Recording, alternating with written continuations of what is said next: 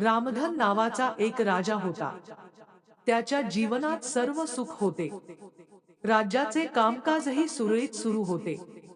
राजाच्या नैतिक गुणांमुळे प्रजाही खूप आनंदी होती. आणि ज्या राज्यात प्रजा सुखी आहे, तिथली आर्थिक व्यवस्थाही सर्व क्षेत्रात चांगली होती.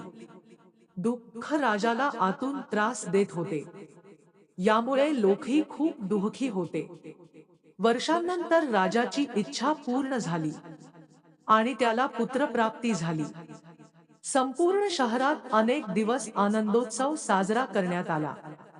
राजेशाही थाटात नागरिकांना मेजवानी देण्यात आली. प्रजाही राजाच्या आनंदात नाचत होती. कालांतराने राजकुमार यांचे नाव नंदन सिंग ठेवण्यात आले. पूजा आणि प्रतीक्षा केल्यानंतर राजाला एक मूल झाले, म्हणून त्याचे खूप काळजीने लाड केले गेले. परंतु कोणत्याही गोष्टीचा अतिरेक चांगला होत नाही. खूप लाडाने नंदनसिंगचे बरेच काही बिघडले होते. लहानपणी नंदनचे सगळे शब्द माझ्या मनाला मोहित करायचे, पण जसजसे आपण मोठे होतो तसतसे या गोष्टी स्वार्थी वाटू लागतात. नंदन खूप हट्टी झाला होता. त्याच्या मनात गर्विष्ठ झाला होता. लोकांनी नेहमी त्याचा जय जयकार करावा आणि त्याची स्तुती करावी अशी त्याची इच्छा होती. त्याचे म्हणणे ऐकल्यास तो गोंधळ घालत असे. तो गरीब सैनिकांना त्याच्या पायातल्या जोड्यांशिवाय दुसरे काही समजत असे. प्रत्येक दिवसागणिक त्याचा क्रोध त्याच्या लोकांवर उतरू लागला. त्याला स्वतःला देवासारखे पूजलेले पाहायचे होते. माझे वय खूपच कमी होते, पण माझा अहंकार अनेक पटींनी वाढला होता. नंदनच्या या वागण्याने सगळ्यांनाच खूप वाईट वाटलं.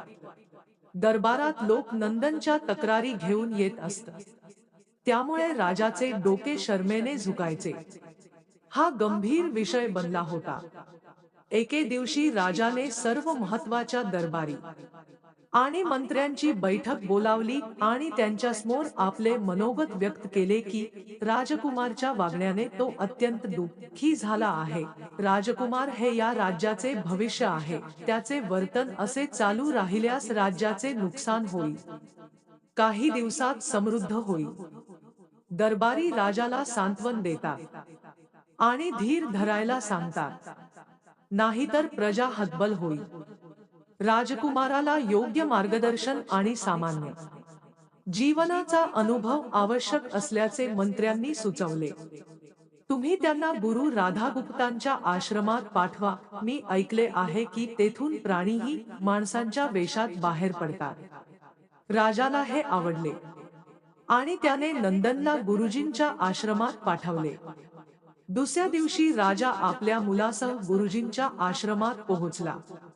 राजाने गुरु राधा गुप्ता यांच्याशी एकटेच बोलून नंदनबद्दल सर्व काही सांगितले.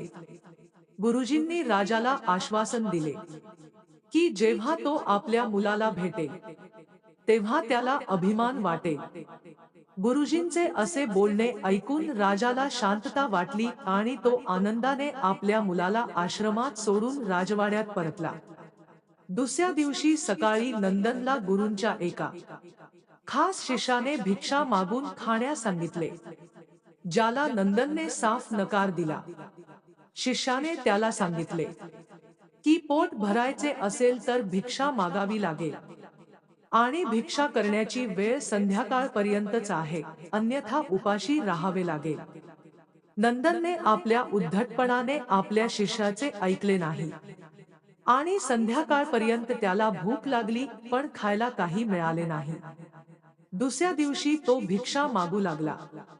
सुरुवातीला त्याच्या बोलण्यामुळे त्याला कोणी भिक्षा देत नसे, पण जेव्हा तो सर्वांसोबत गुरुकुलात बसायचा तेव्हा त्याला अर्धे पोटभर जेवण मिळायचे. हळूहळू त्याला गोड बोलण्याचे महत्त्व कळू लागले आणि जवळपास 1 महिन्यानंतर नंदनला पोटभर जेवण मिळाले. त्यानंतर त्याच्या वागण्यात बरेच बदल झाले. त्याचप्रमाणे गुरुकुलच्या सर्व नियमांनी राजकुमार मध्ये बरेच बदल केले, जे राधा गुप्तजींना देखील समजले होते. खूप सर्व मार्ग गुरुजींनी नंदनला सांगितले की तू खूप हुशार आहेस आणि तुझ्याकडे खूप ऊर्जा आहे जी तुला योग्य दिशेने कशी वापरायची हे माहीत असले पाहिजे. चालत चालत दोघे एका सुंदर बागेत पोहोचले, जिथे खूप सुंदर फुलं होती, ज्यातून बाग सुगंधित होती. गुरुजींनी नंदनला पूजेसाठी बागेतून गुलाब तोडायला सांगितले. नंदनने पटकन सुंदर गुलाब काढले आणि आपल्या गुरुसमोर ठेवले. आता गुरुजींनी त्याला कडुलिंबाची पाने तोडून आणायला सांगितले. नंदनने तेही आणले. आता गुरुजींनी त्याला गुलाबाचा वास दिला आणि नंदनला गुलाबाचा वास आला आणि गुलाबाची खूप प्रशंसा केली. मग गुरुजींनी त्याला कडुलिंबाच्या पानांचा आस्वाद घेण्यास सांगितले आणि त्याबद्दल सांगा. नंदनने कडुलिंबाची पानं खाताच तोंड कडू झालं आणि त्यावर त्यांनी खूप टीका केली आणि कतारने पिण्याच्या पाण्याचा शोध सुरू केला. नंदनची अवस्था पाहून गुरुजी हसत होते. पाणी प्यायल्यावर नंदनला हायसे वाटले आणि मग त्याने गुरुजींना हसण्याचे कारण विचारले. तेव्हा गुरुजींनी त्यांना सांगितले की जेव्हा तुला गुलाबाच्या फुलाचा वास आला तेव्हा तुला त्याचा सुगंध खूप आवडला आणि तू त्याची स्तुती केलीस. पण तू कडुलिंबाची पाने खाल्लेस तेव्हा तुला ते कडू वाटले आणि तू ते थुंकलेस आणि त्याचा निषेधही केला. गुरुजींनी नंदनला समजावून सांगितले की ज्याप्रमाणे तुम्हाला जे आवडते त्याची स्तुती लोक करतात, जर तुम्ही त्यांच्याशी वाईट वागले आणि त्यांच्याकडून स्तुतीची अपेक्षा केली तर ते कधीही मनापासून शोधणार नाहीत. अशा प्रकारे जिथे गुण आहेत तिथे प्रशंसा आहे.